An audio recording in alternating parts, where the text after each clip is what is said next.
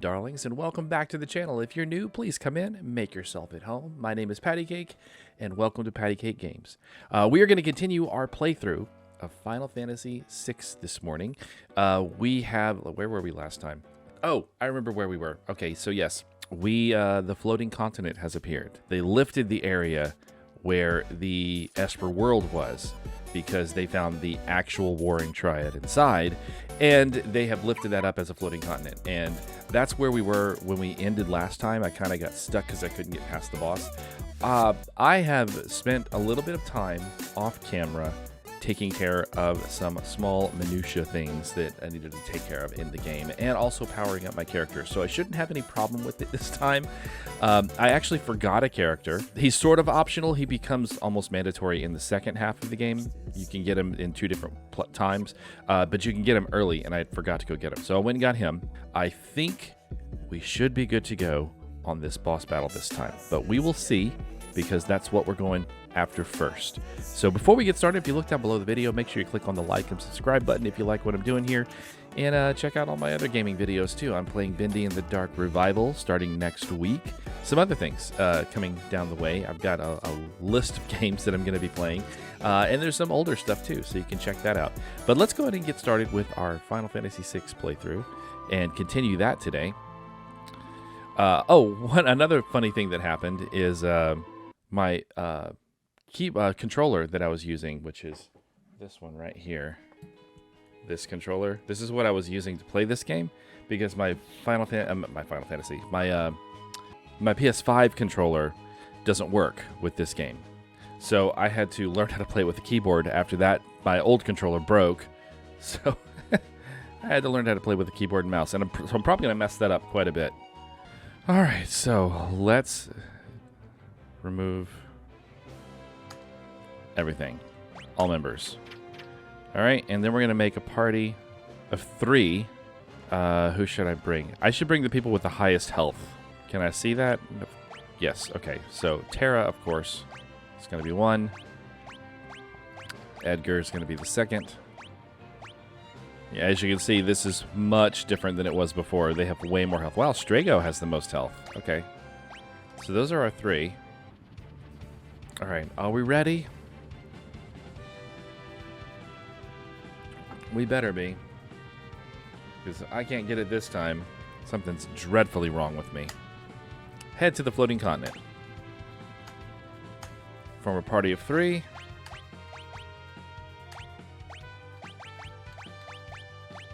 Oh, the other thing I got was I got Edgar's last stuff that he can get here.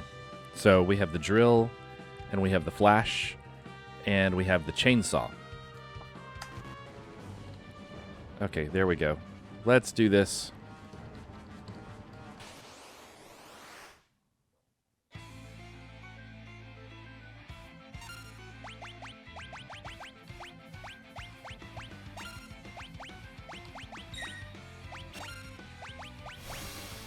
Nope.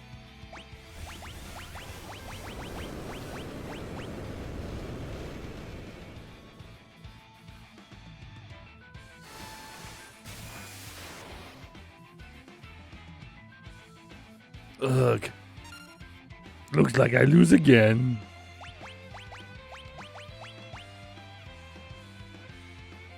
Mr. Typhon, come on down. Unga. Okay.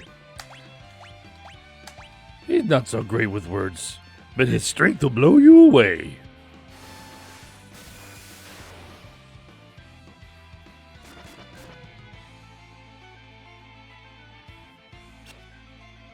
Yeah, see, it didn't do anything.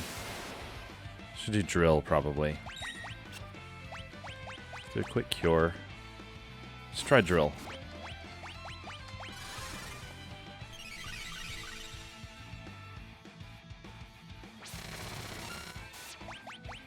That's better.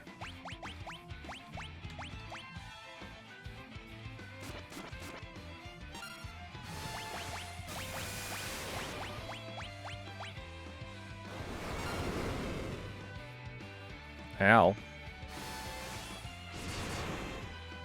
Oh, fire. Fire heals it. Let's not do fire.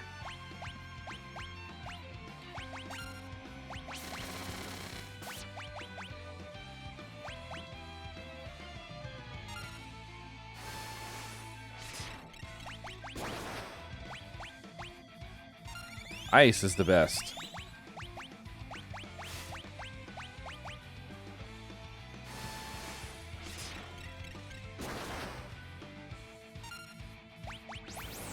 There we go. All right, let's try this again. I bet I'll be able to do it this time.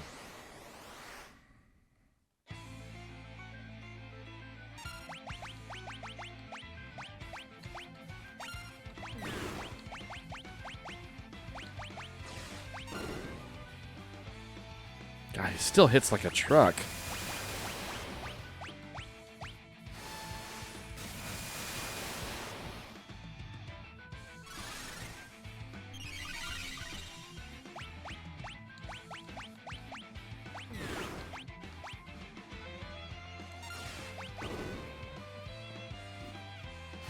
Okay, I'm gonna morph Terra. See if I can get a couple of really strong hits with her in.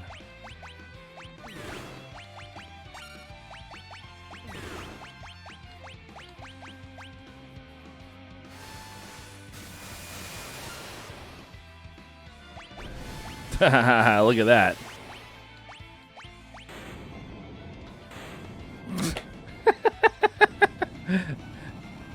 He didn't even summon the bit. I killed him so quick.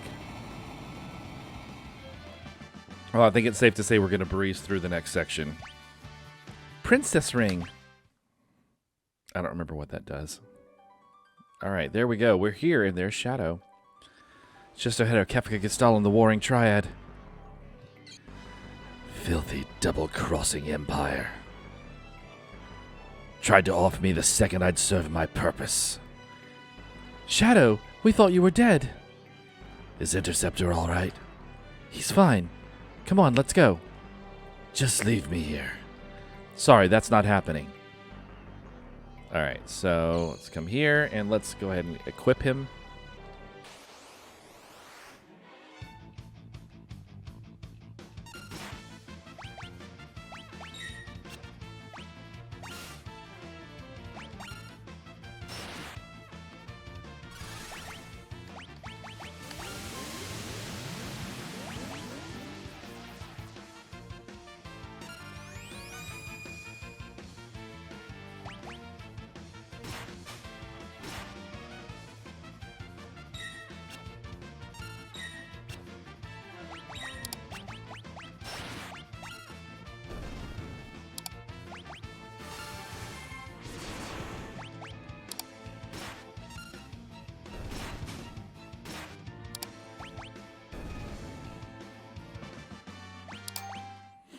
Okay. Ooh, instant death. Nice. Oh, need to heal. Need to heal. Need to heal. Oh, he's dead.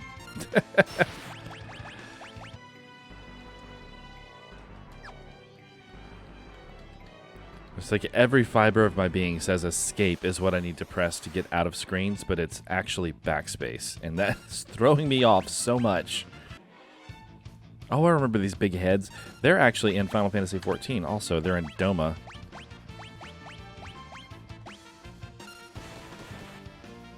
God, quit picking on him.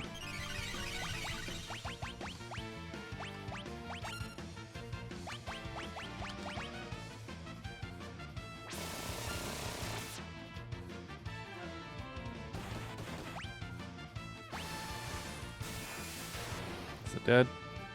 Yes. Hi everyone, Future Patrick here. In case you hadn't noticed, I bumped my mic and didn't notice that the mic had gotten cut off because I knocked the cable out. So for the rest of this video, I'm going to be doing commentary so that it's not just the game. So we're going to fast forward through a bunch of this stuff because it's pointless. You can go and start the fast forwarding now. There we go. Thank you. All right, so here I am just making sure that all the espers are set correctly and that everyone's learning magic and not sitting there doing nothing. I normally don't even leave these sections. Alright, now we're going to fight Ultima Weapon. So, I did a really cool voice of Ultima. I kind of did like this gravelly, crackly voice. It sounded really cool in my head. I never got to hear what it sounded like in recording because there was no audio.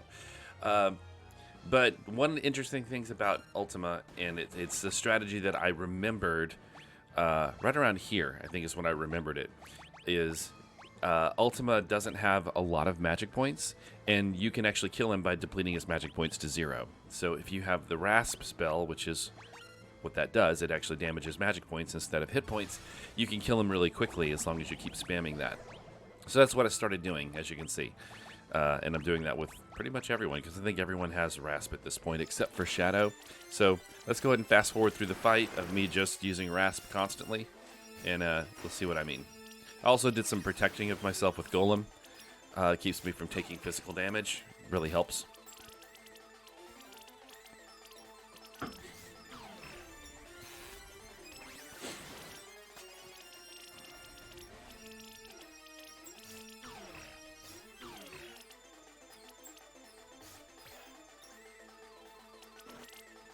That was a quick scan to see how many magic points he had left.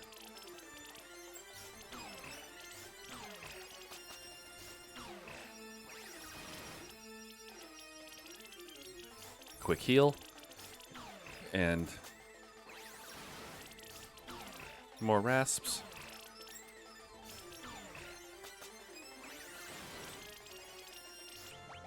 And I think this is the last one. Yeah, there we go. Ultima weapon is done. And here I am saying how easy it is once you know that strategy. It's super easy. Okay, we can fast forward through this next section because it's just... Okay, so Shadow leaves. And of course I really nailed his voice. Unfortunately, you don't get to hear it. Now, this is a big scene. It's a huge scene. It's one of the pivotal moments of the entire game. And it's filled with lovely voice acting. I did all the characters correctly. We're just going to say that. I didn't. So Celeste shows back up. And everybody wonders, like, what are you doing here? She followed because she wants to settle the score with the Empire because she made it look like she betrayed everyone. And then the Empire, of course, well, it's just Gestal and Kefka retaliate because they found the Warring Triad, which looks really cool in the remake. Make sure I didn't do that again. No, looks like it's okay because I just bumped my cable again. Yeah, so Gestal starts absorbing the power. And then Celeste begs him to stop, and then he throws energy to sort of freeze everyone in place. But Celeste gets knocked off, and he doesn't notice. And I made, like, death sounds, which was funny. And then she jumps back up. Well, she doesn't jump. She sort of climbs.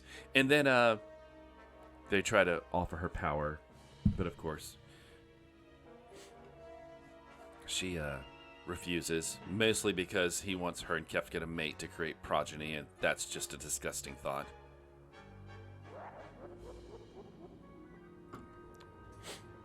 Let's see what else happens. Oh yeah, he hands her a sword. He wants her to kill him. She first says no. Well, actually, she acts like she's going to. She steps down. She raises the sword. Of course, Gestal is just not even interested. He's not even looking at her. He looks away because he knows that she's going to follow his rule because she always has. But Celeste has grown. And she turns the knife on Kefka.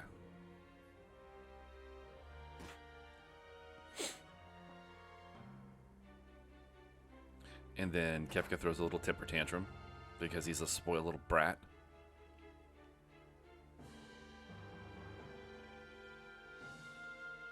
I don't remember what I said there. It amused me because I smiled.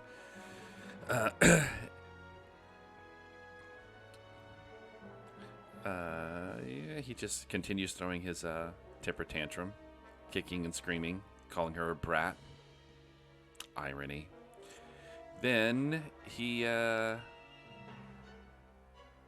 asked the Warring Triad to show him their power, which is a bad idea.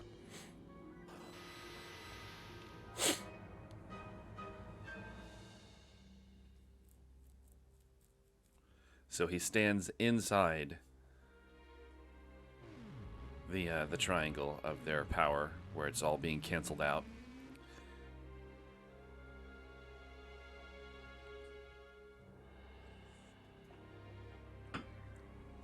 Asks them to show him his power, and then Gestal is finally like, okay, you're being crazy. We're trying to rule the world, not destroy it.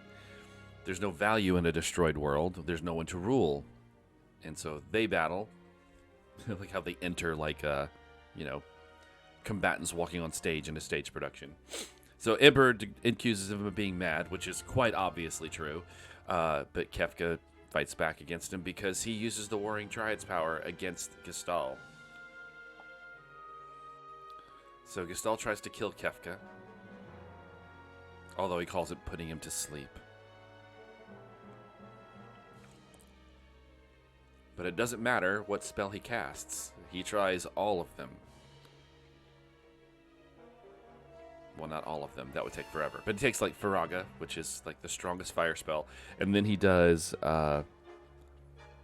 Meltdown, which I think is a Flare. He does Flare, which is the strongest non-elemental attack. And then he does Meltdown, which is... it's one of the ultimate spells. There's like 2 ultimate spells. That one's one, the other one's Ultima. But, yeah, Meltdown. Doesn't work. Nothing seems to work. And he's clueless. He doesn't know why. And then Kefka enlightens him that it's because he's standing in the field of the statues. I know I'm getting ahead of the dialogue, but I've never had to, like, comment on this. An already made video. He's standing in the center of the Warring Triad. So he's standing in the field of the statues, which negates all magic that's sent to him. It just absorbs it. And then he asks the Triad to kill Gestal.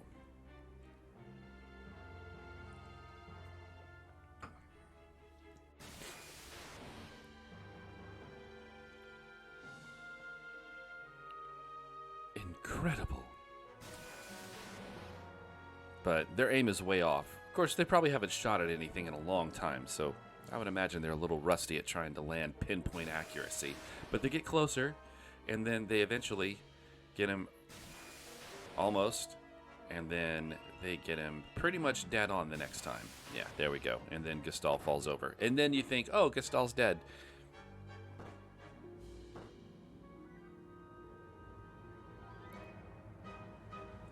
But he's not quite dead.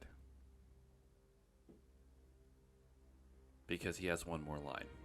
Which is right here. He has one more line, so he's not quite dead.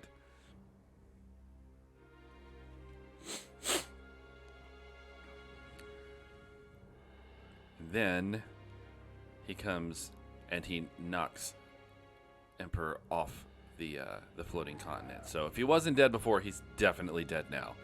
And then Kefka does the unthinkable, and he begins upsetting the balance of the Warring Triad, which could, in fact, bring about the end of all existence.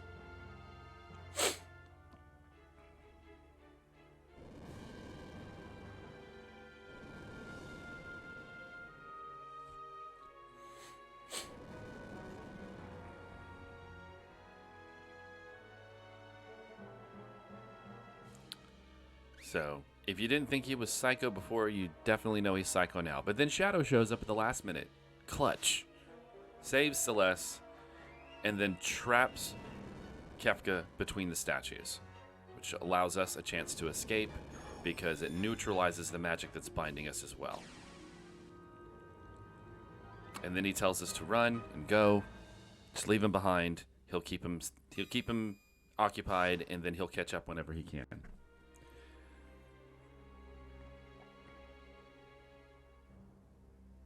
Yeah, so he says, I'll find my way back. Trust me.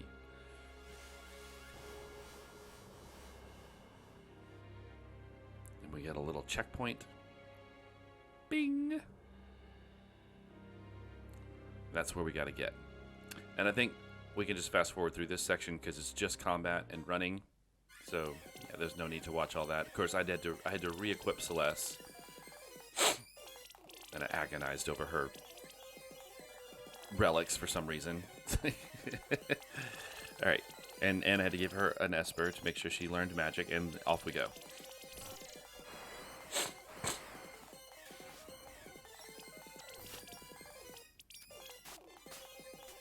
And we had a time limit.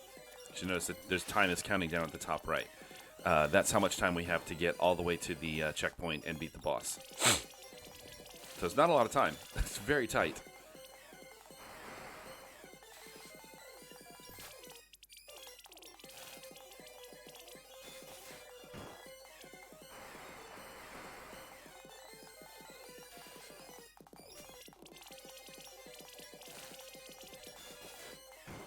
And I missed out on that chest because you have to not walk towards, you have to go walk all the way around and come this way and it won't break. But I forgot about that. So we fight the this guy, who's not that difficult. He's scary because he puts doom on everyone. So you have 40 seconds basically to kill him. Although it's not really 40 seconds, it's a countdown of 40 because it pauses every time someone does an attack. So it takes a lot longer than 40 seconds. So it's not really as bad as you think it is. The thing that makes him scary, though, besides that, is that he's reflected. So you can't use any magic on him. But I knew a trick about that, too. Once I remembered and saw the spells being reflected, as you can see, what I did was I used Dispel. And Dispel removes Reflect. And then I can start using magic. And then he's easy.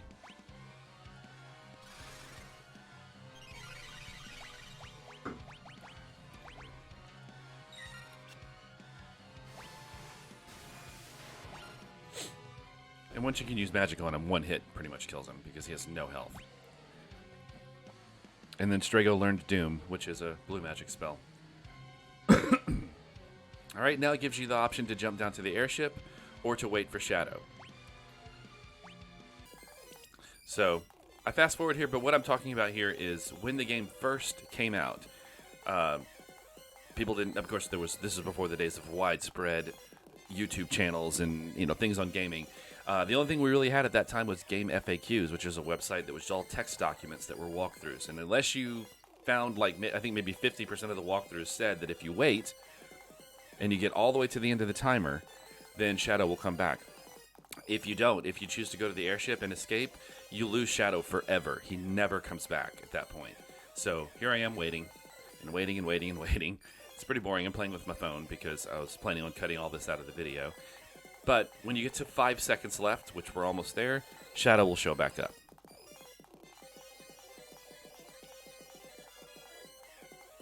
Almost there. Almost there.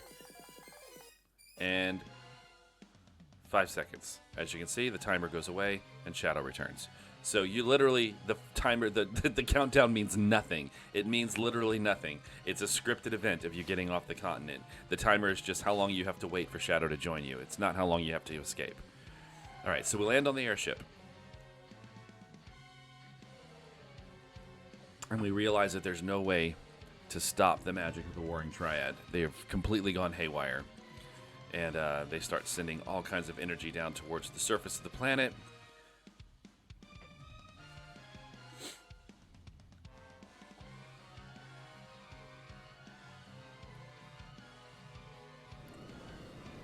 Earthquakes and horrible things start happening on the surface because of that. I think I make a comment in this next section that I really feel bad for the guys that were standing on the crack when it happened because they fall in and then just get smushed. It's awful. It's a terrible way to go.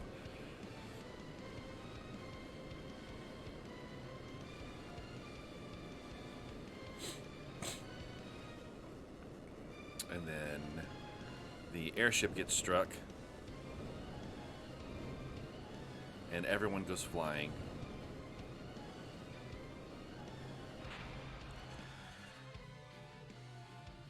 And huge explosions, like nuclear explosions, happen on the surface. It's just mass hysteria. This is basically Armageddon, the end of the world, the apocalypse. The continents even break apart into 2 separate continents. It's just insane.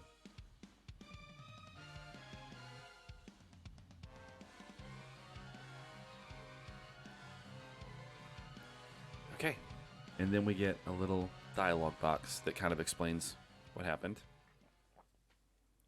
On that day, the world was changed forever.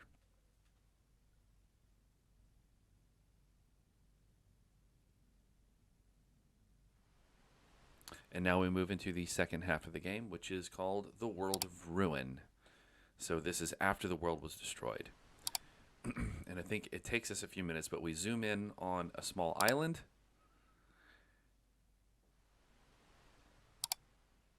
And then we zoom in on a small cabin on the island. Or actually the beach, and then the cabin, and then inside.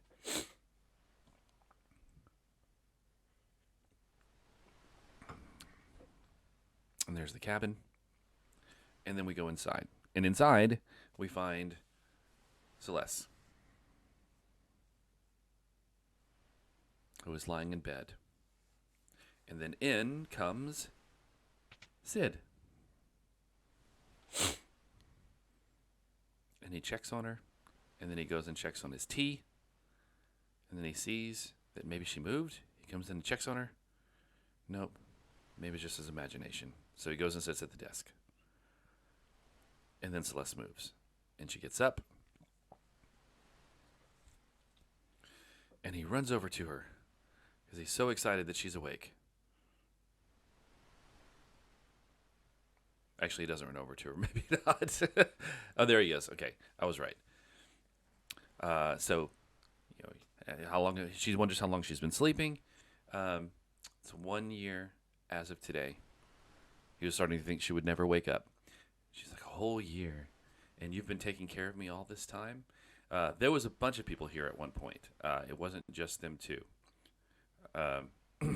And it's a bit knackered. So he does explain that there were other people on the island. I don't think he explains it just yet, but there were other people that were stuck here. I think it's right here, because he awoke to find us there on this tiny deserted island after the world was torn apart. And Celeste thought she might have been dreaming the world falling apart, but it was real. She asks about Locke. He doesn't know. He hasn't seen any of her actual companions. For all he knows, this is all that's left, is this little island. And the world's just been sliding deeper and deeper into ruin.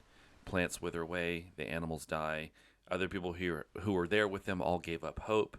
And they flung themselves from the cliffs in the north out of despair. Very dark stuff. And then Celeste wonders if everyone else in the world is actually dead, or all of her friends dead. Is there any point to even trying to find them? So he tells her, you know what? We can live out the rest of our lives here. It's perfectly, it's fine to do that. You can lay down your sword. We can just live happily. And he tells her that he always felt like she was family. And so she starts calling him granddad. Very, very sweet. But then he starts hacking and coughing. I make a little, probably, not quite so tasteful COVID joke there. I think I just told her, it's okay, 6 feet back, Sid, 6 feet back. I think that's all I said. So then Sid says that he wants some fish. He's hungry, so she's going to go get him some fish. And then I start discussing the different options we have here, and I was trying to decide which outcome I wanted to get. So at this point, I'm talking about it, and I think maybe at this point I made the decision that I wanted to kill Sid. There's 2 options here. If you feed him fast-moving fish, Sid will get better. If you feed him slow-moving fish, Sid will get worse. And if you get him worse enough, then Sid will die. It sounds horrible, but it makes no difference whether he lives or dies. It's the same outcome, no matter what. So at this point, I'm feeding him a fish. I fed him a slow fish, so Sid's actually going to die. The way you can tell you're done is if you walk back out to the beach. If there's no fish to be caught, then Sid is dead at that point. The reason I chose this is because it makes for a much more compelling cutscene. The cutscene where Sid lives is really boring. He's just like, oh, I feel so much better. But you know what? You need to get off this island and find your friends and put a stop to Kefka after him spending all that time convincing her to stay and live out their lives. It just doesn't make sense. So it's better if he dies, in my opinion. It's a better storytelling element. It gives Celeste the reason she needs to leave this island. And so here she's finding out that he's dead.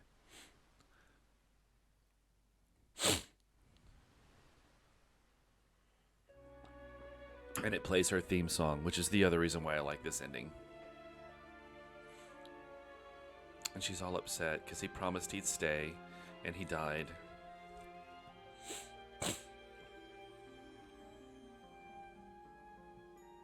It's a really sick joke, if so. Anyway, so she cries and she starts running. She runs out. Bye.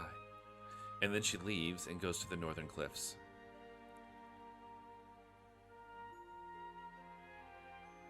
And this next scene it's a beautiful scene. Had some lovely voice acting. I even pulled out my special effects bar and I did reverb on Sid's lines when he was this.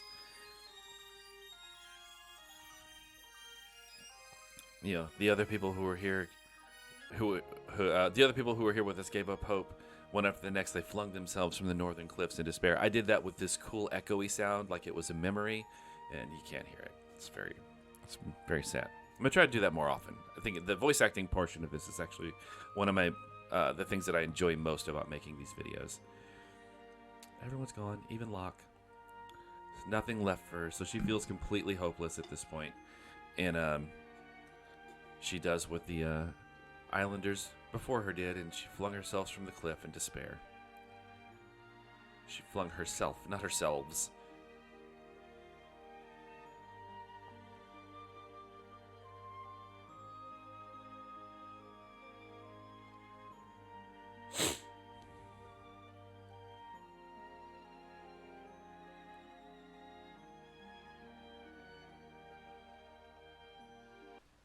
And then she wakes up on the shore.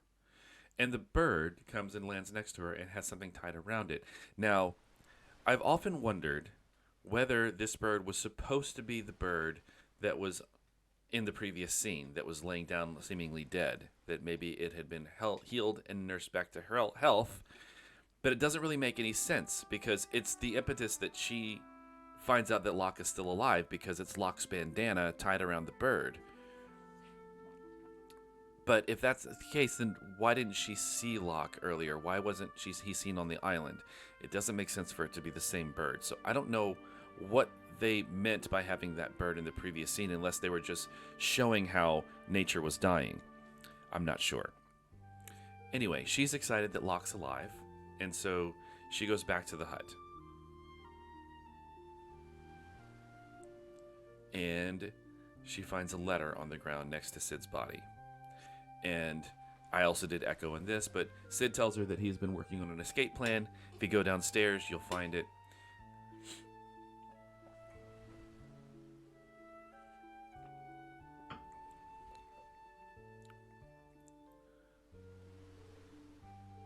So she goes downstairs.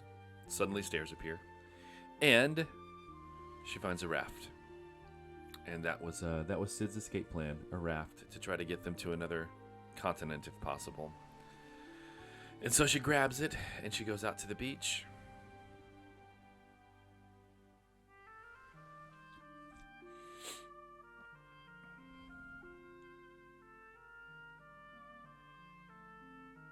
She has her little final moment saying goodbye to Granddad.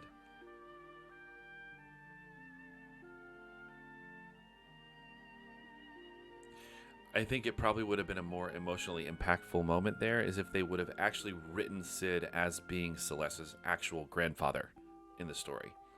You know, it wouldn't be that hard to do. They could just include that in the story when they're in the capital. I think that would have made that a little bit more emotionally impactful, because, you know, the only thing we really know about Sid is he helped us escape once. I don't really have a lot of emotional investment in that character, so that scene really doesn't do much for me. So we get to the first town after we get to the continent, and it turns out it's Albrook, which is still standing. It's just all in ruins now. And so I run around, talk to everyone, and get some basic information. What I basically learn here is that the Sundering of the World released the 8 dragons, and some of the old demons like Humbaba and Deathgaze, which are flying around. So those are things that we're going to have to fight in the future. And Deathgaze flies around, and Humbaba's on the ground. And then we also learn that someone came around looking for someone that matched our description. So someone was looking for us. And they traveled north to the town of Zen. So I'm just buying stuff because I have plenty of money. So I'm just making sure I have at least one of every relic in case I ever need to use it. Checking for stuff. I talked to this guy. He remembers like when the club was open, so you get a little flashback scene. It's kind of cool. And I'm checking weapons. Nothing good. I learned about the Ultima weapons, which I already have the weapon, and I fought the Ultima weapons, so I already know about that. And then I check my armor, and I'm good. And then, and talk about this. The guy that did the painting for the guy in Jador. And I talk about how if you've done the Sigmascape raids in Final Fantasy 14, then the second fight in that raid series, the Chatternook, that's actually what that's the that's the Ozer's painting, is the Chatternook. And you actually get to fight it in this game as well. We'll get to it eventually. That's how you get Realm later.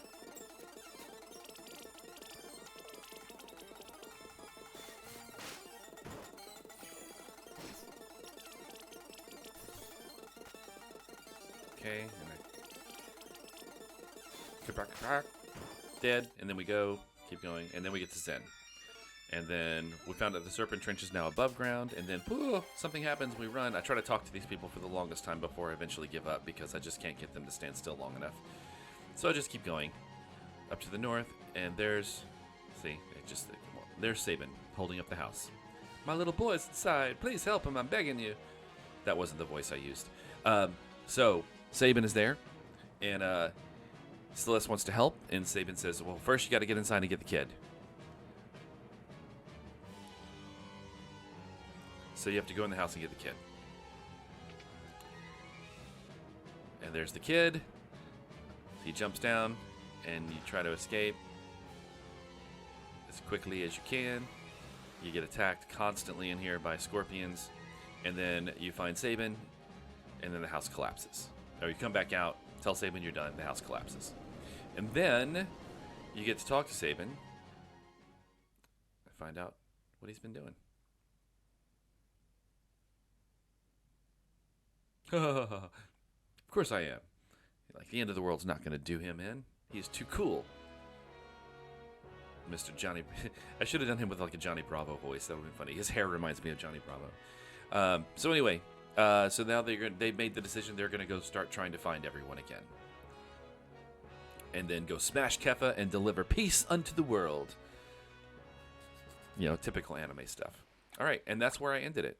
So around this time, I'm just saying my goodbyes and everything. And then I closed out the video and said that we're going to tackle that next time. And then after, whenever I finished and I started backing it up to see how everything looked, that's when I realized that the mic wasn't working. So, fun. So, that's going to be doing it for this video. Thanks for tuning in. Thanks for watching. Make sure you click like and subscribe. See you guys in the next video.